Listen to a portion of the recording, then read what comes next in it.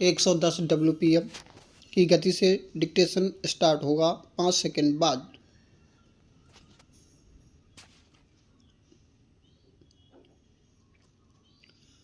Start. माननीय प्रधानमंत्री जी, अपने व्यस्त समय में कुछ समय हमारे लिए निकाला, इसके लिए हम आभारी हैं। और अब मैं उनसे अनुरोध करूंगा कि इस सम्मेलन में आए हमारे साथियों तथा अधिकारियों का मार्गदर्शन करें। गृह मंत्री जी के स्वागत के बाद प्रधानमंत्री श्री राजीव गांधी ने दृढ़ और विश्वास भरे शब्दों में सम्मेलन में उपस्थित अधिकारियों को संबोधित किया। संक्षेप में उन्होंने कहा कि भारत में बहुत सी भाषाएं बोली जाती हैं, लेकिन हिंदी को सबसे ज़्यादा लोग समझते हैं और बोलते हैं। इसलिए हिंदी को हमने राजभाषा बनाने के लिए चुना है। यही नहीं, हिंदी का एक अपना इतिहास है और हमारा यह कोशिश रहेगी कि देश में सब लोग हिंदी बोलने और समझने लगें। इस दिशा में काफ़ी काम भी हुआ है, लेकिन जैसा कि अभी गृह मंत्री जी ने कहा है कि जिस गति से और जिस तेज़ी से काम होना चाहिए था, शायद नहीं हो पाया है। कल हमारा एक दूसरा सम्मेलन हुआ था, उसमें भी कई मुद्दे उठाए गए थे। एक मुद्दा जो सामने उभर कर आया वह यह था कि आज भी सरकार का काम उचित भाषा में हिंदी में नहीं हो पा रहा है, जबकि जो आंकड़े पेश किए गए थे उनके हिसाब से किसी विभाग में 99%, किसी में 98% और किसी में 95% अधिकारी और कर्मचारी को हिंदी का कार्यसाधक ज्ञान था। हमें यह सोचना होगा कि ऐसा क्यों हो रहा है। यदि लोग हिंदी समझते हैं तो हिंदी में काम क्यों नहीं हो पाता? क्या हमारे आंकड़े ठीक हैं? क्या सचमुच 99% लोग हिंदी समझते हैं, या यह आंकड़े केवल प्रोत्साहन भत्ता लेने के लिए ही हैं? यदि हिंदी का प्रचार होना है और हिंदी में काम होना है तो हमें अच्छी तरह से हिंदी की जानकारी करनी होगी, खासकर जब कानूनी काम में और संसद का काम होता है। हमें यह भी सोचना होगा कि हम किस कारण से इस दिशा में पीछे रह गए हैं, कहाँ पर हमने ध्यान नहीं दिया, और उसे ठीक करने के उपाय भी सोचने होंगे।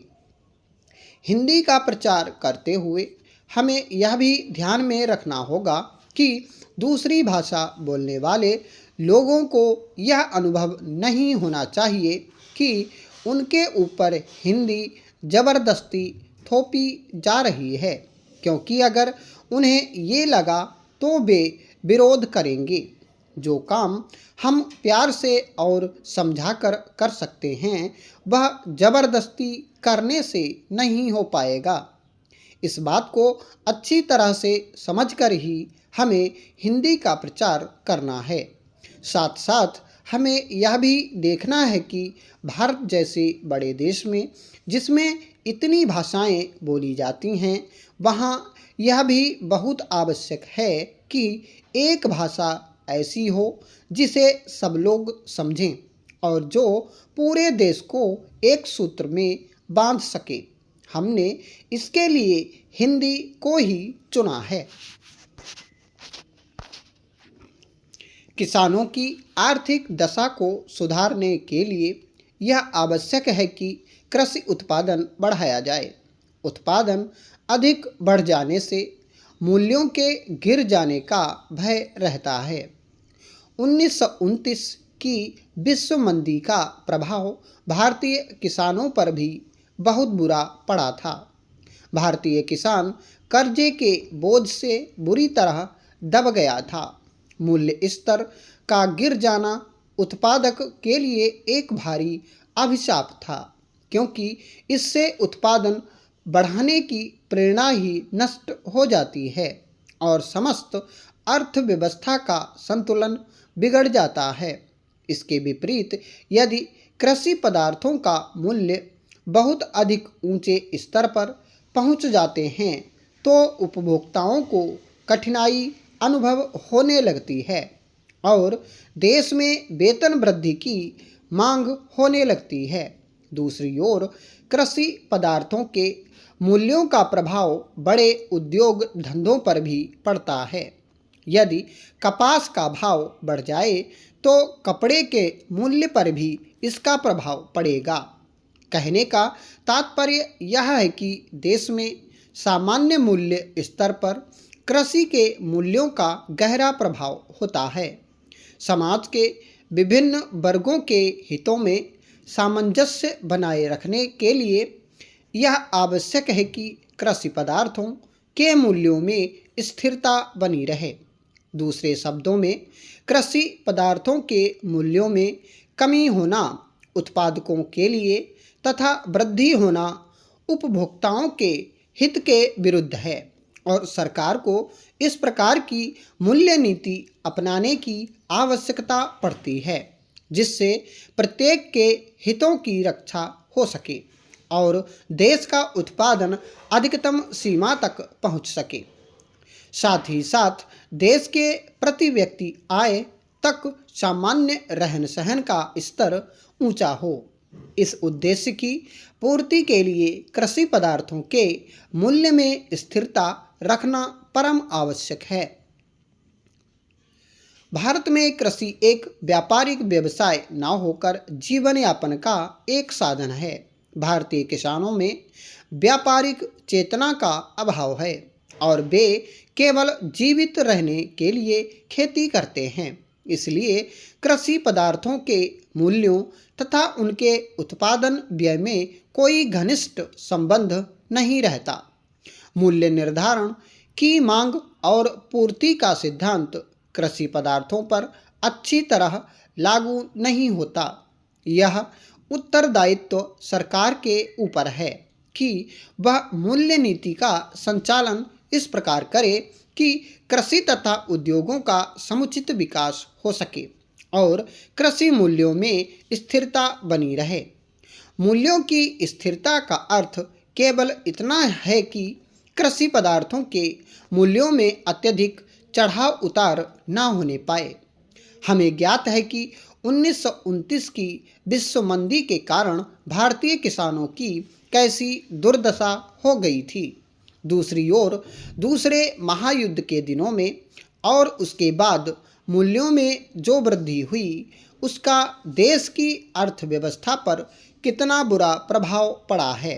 यद्यपि किसानों को समुचित लाभ ही हुआ किंतु देश के नियमित विकास के लिए ये दोनों दशाएं बाधा उत्पन्न करने वाली सिद्ध हुई हैं।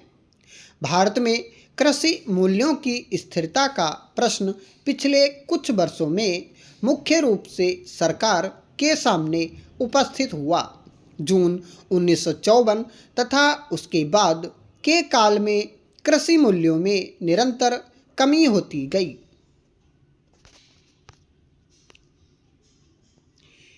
यह मेरा निश्चित मत है कि आज की अंग्रेजी शिक्षा ने शिक्षित भारतीयों को निर्बल और शक्तिहीन बना दिया है। इसने भारतीय छात्रों की शक्ति पर भारी बोझ डाला है, हमें नकलची बना दिया है।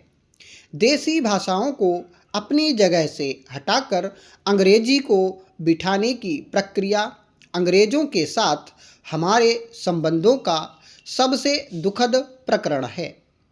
राजा राम मोहन राय ज़्यादा बड़े सुधारक होते और लोकमान्य तिलक ज़्यादा बड़े विद्वान बने होते यदि उन्हें अंग्रेजी में सोचने और अपने विचारों को दूसरों तक मुख्यतः अंग्रेजी में पहुंचाने की कठिनाई से आरंभ नहीं करना पड़ता।